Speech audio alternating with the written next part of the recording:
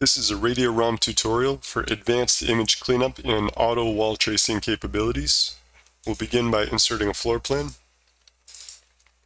We'll say no to grayscale and no to reducing the image resolution because any type of image editing will work best on the original image first. We'll set our scale while we're here. And from here we could of course start doing our design. We don't have to clean up the image.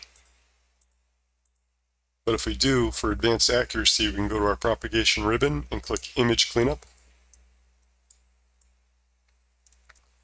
If we wanted to, we could crop our image by clicking and dragging. And for every one wall, we have two walls. It's a double wall here. Any type of line tracing will work best on a single line. So we can thicken our walls until all the double walls become one single thick wall.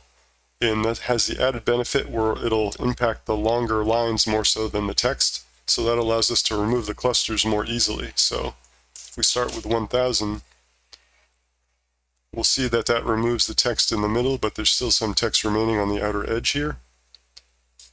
So we'll go to 2000. And that got rid of everything with just the walls remaining. That's good. You can always revert back to if you go too far.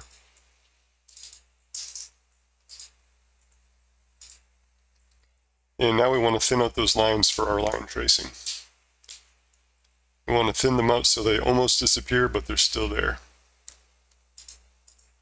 And we can see our before and after view here to make sure that we didn't remove anything that we wanted to keep. Everything looks good. We'll click Apply Changes.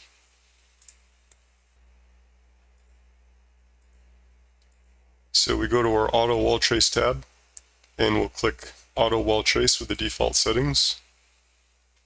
And that got most everything, but there's still some remaining items here. Some doorways were missed.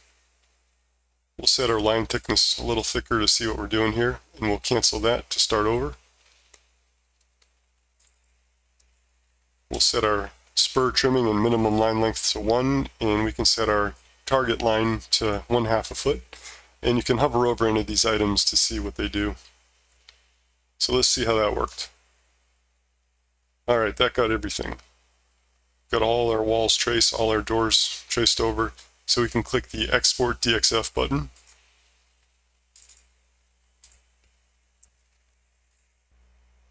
And that exports to a DXF format, which is compatible with all other design tools. You can import the walls as shown for your 3D model.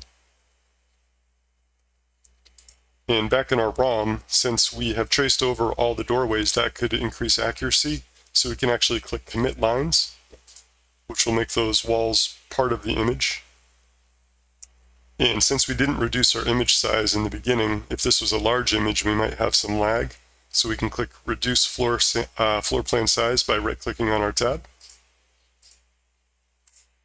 And that reduced our size.